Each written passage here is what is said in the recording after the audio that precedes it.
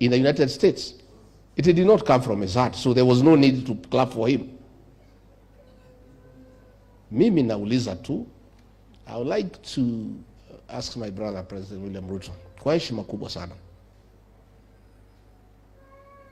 to take time to read the book of John, chapter 8, verse 31, which says, and you will know the truth, and the truth shall set you free. Let him agree to listen to the people of Kenya, because it is the people of Kenya who gave him that job. The people of Kenya are his bosses. It is so sad that it has to take the intervention of the American government for us to listen to what our people are saying. Kabla Amerika waongee juzi, sisi tulikuwa tumeongea kitambo. Wakenya walikuwa wameongea, lakini hakuna mtu nasikiza. Siku kulikuwa mambo ya avocado, huyu Mureu alikuja kuniona. Taxation ya watu ya makorofia. Wakulima wakiwa wamelia, they came to see me. Nikaita hiyo watu ya avocado kuwasikiza. Niliitwa nikasomewa, nikaambiwa niko na ukabila because walikuwa wametoka Murang'a. Siku tumekuwa na shida ya taxation ya watu ya biashara pale Nyamakema, pale Taveta Road, pale Nyamakema. Walikuwa nalipa container 2.5 ikaongezwa mpaka 3 million, nikawaita kuwasikiza, nikaambiwa ni ukabila. I want to ask our government, tulichaguliwa na watu, tusikize watu. Na kanisa litatusaidia sasa, kwa sababu pale kwa serikali mimi peke yake ndio nilikuwa naongea. Yule amepewa kiti yangu hawezi ongea, si mfanyikazi ya rais. Anaweza sema kitu? There's nothing he can do. Ministers are appointed. There's nothing they can do. What the president says, wanasema. Sasa what is shocking us in hii bunge? You know, we can't believe it.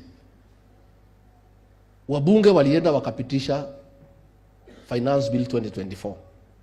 Mimi nilikuwa kwa cabinet, peke yangu ndio nimepinga. Nikasema nikisikiza raia hawataki hii maneno, mheshimiwa rais, tafadhali tusiwasukume wa Kenya, watatuletea balaa. Rais akasema bana, you don't have to do what is popular, you do what is right. Nikamwambia that's okay Mr. President, but if the majority of Kenyans who elected us and we are democracy are saying it is not right, how can we insist it is right? So hakuna mtu pale anaweza ongea. Sasa wabunge Finance Bill wakapitisha, na nyinyi wenyewe mmekataa. Saa ile lilete balaa, rais akawaita pale. Wale kwanza viongozi ya Mlima Kenya ndio walipangwa pale mbele. Niyo maige tugetikia mbere. Mathe kaga makoneka ria gituri. Ate muthamaki ni aria akuganya muyo tijega no ruhe marahura, na niyo mahitukitie. Siku wameitwa ati wanitoe, wamepewa pesa, wengine wametishwa. Senator moja ameenda Kirerembe, ameulizwa kwa nini ulitoa Rigiji, anasema niliitwa State House nikaambiwa. Sababu ilikuwa gani? Hata hakuuliza sababu. Juzi mambo ya Adani, bwana piga debe, Adani ni mtu mzuri nini. Rais kusema hii Adani ni mkora vile wazungu wamesema. Wakanaamuka wanaita rais ati Igwe.